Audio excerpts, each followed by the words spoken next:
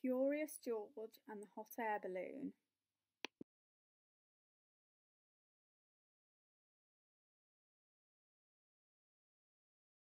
This is George. George was a good little monkey and always very curious. He was on a trip with his friend, the man with the yellow hat. It was the end of their holiday and they wanted to make just 2 more stops.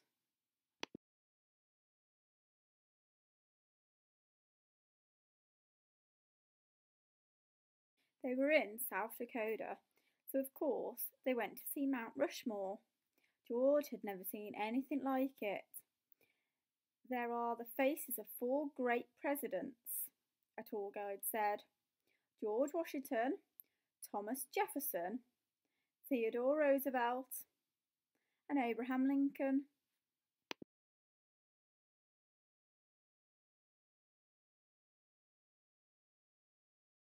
Look, said a girl. There's something crawling on George Washington's head. The tour guide explained that some workers were making repairs to the faces. George watched the workers. Then he saw a helicopter fly by. It was taking tourists for a closer look up. George thought that would be good fun. Maybe we can take a ride later, the man said. But now we need to leave or we'll be late for the hot air balloon race. So they got back into their little blue car and before long they came.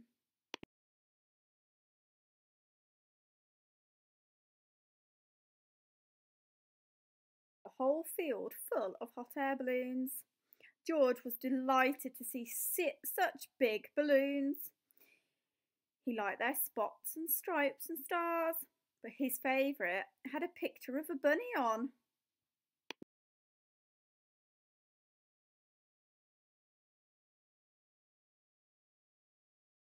One balloon was not yet up in the air. Zona was hurried to fill it as a newspaper reporter took pictures. The man with the yellow hat watched the balloon on the ground, but George watched the balloons in the sky. He was curious. Why didn't they fly away? Then he saw the ropes. A rope is a good thing to keep a balloon from flying away, thought George. A rope is a good thing to climb.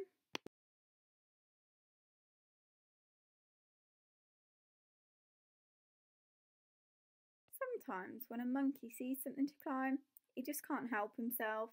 He has to climb it. George thought he would climb just one rope, then quickly come down. But when George climbed up, there was no way to climb back down. The rope had come undone, and there was only one place to go. Up, up, up went the balloon, and George went with it.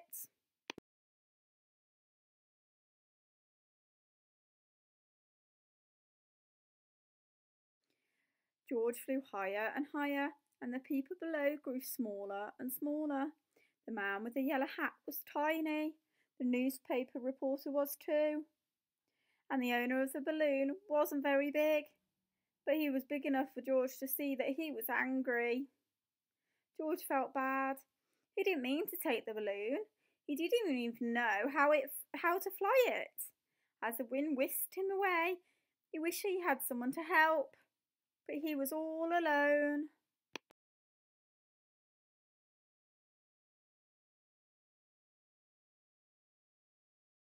George climbed into the basket. When he looked around, he found he wasn't alone after all. The race was on, and he was in the lead. Together the balloon flew across the field and over the forest. Now George was having fun. But before he knew it,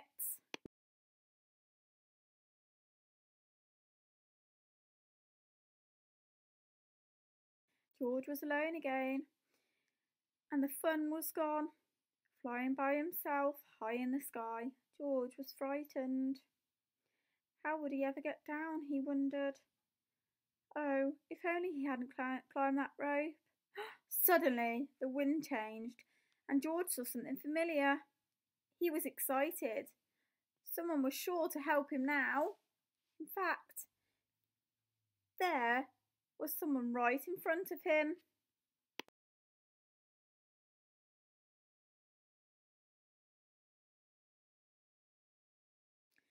It was one of the workers, and he was stranded on George Washington's nose. George was so happy to see the worker, he didn't notice how happy the worker was to see him.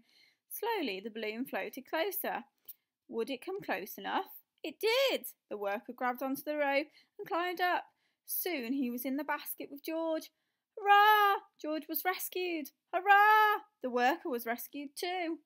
They sailed up over George Washington's head and landed safely in a tree. Soon a whole crowd came to rescue them both.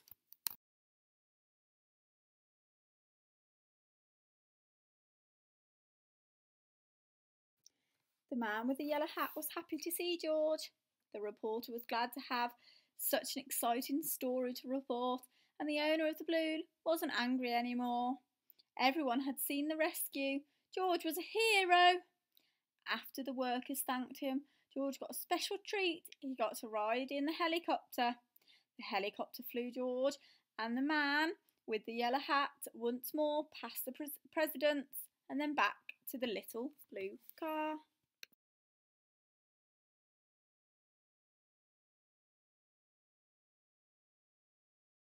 As they drove away, the man said, "That was some holiday, George." George agreed.